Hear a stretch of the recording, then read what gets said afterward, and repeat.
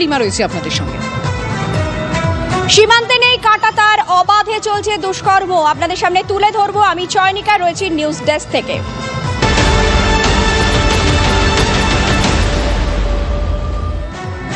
আর আজকে শুরুতেই আমাদের নজর যে দুজনকে অ্যারেস্ট করা হয়েছিল জঙ্গি যোগে মুর্শিদাবাদে, সেই দুজনকে জেরা করে যে তথ্যগুলো পাওয়া গেছে তা চাঞ্চল্যকর। সেই তথ্য রেখে দিকে নজর রাখতে হচ্ছে আজকে তিনটে নিউজরুম লাইভের শুরুতে, কারণ তাদেরকে জেরা করে জানা গেছে ঠিক যেভাবে বাংলাদেশের ব্লগারকে হত্যা করা হয়েছিল ঠিক সেরকমই একটা পরিকল্পনা নাকি তাদের ছিল। কি পরিকল্পনা ছিল, কি প্ল্যান করেছিল তারা, সব ডিটেল জানবো সরাসরি আমাদের রিপোর্টার সিজার মন্ডল এই মুহূর্তে আমাদের সঙ্গে রয়েছে। সিজার,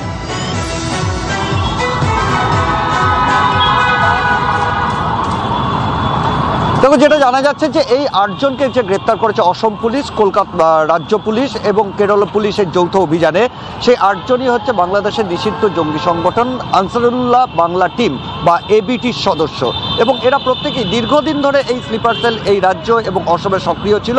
প্রাথমিকভাবে যেটা জানা যাচ্ছে, আনসারুল বাংলা টিম বাংলাদেশে অত্যন্ত কুখ্যাত একাধিক ব্লগার হত্যার ক্ষেত্রে, সেটা রাজীব হায়দার হতে পারে, অভিজিৎ রায় হতে পারে, এরকম একাধিক ব্লগারের ক্ষেত্রে হত্যার পেছনে কিন্তু আনসারুল বাংলা টিমের যোগ রয়েছে। এবং সেই একই কায়দায় এ রাজ্যে একটি রাজনৈতিক সংগঠনের সংগঠকদের টার্গেট করেছিল তারা, মূলত রাষ্ট্রীয় স্বয়ংসেবক সংঘ এবং তার যে শাখা সংগঠন, তার বিভিন্ন যে সংগঠক অসম এবং পশ্চিমবঙ্গে, তাদের প্রকাশ্যে হত্যা, কুপিয়ে হত্যা, এই ধরনের হত্যার যেটা থেকে একটা সেন্সেশন তৈরি হয়, এবং সেই সেন্সেশন তৈরি করাটাই এদের মূল উদ্দেশ্য ছিল। এবং সেই আতঙ্ক ছড়ানোর জন্যই তারা তাদের যে স্লিপার সেলগুলো এ রাজ্যে এবং অসমে ছিল সেগুলোকে সক্রিয় করার চেষ্টা করছিল। এবং কখন করছিল?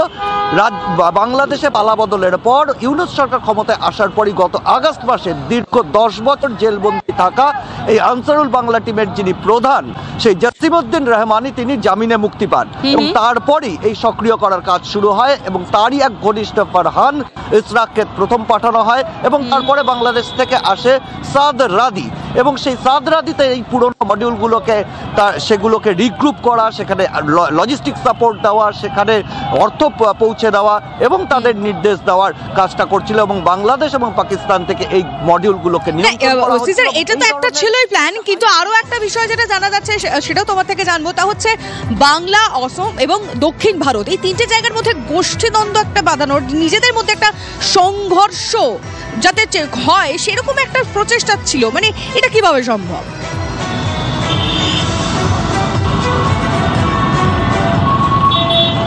দেখো, এদের কাছ থেকে একাধিক পেন ড্রাইভ পাওয়া গেছে, সেই পেন ড্রাইভ থেকে প্রচুর পরিমাণ ভিডিও পাওয়া গেছে। ভিডিওগুলো মূলত উস্কানিমূলক ভিডিও।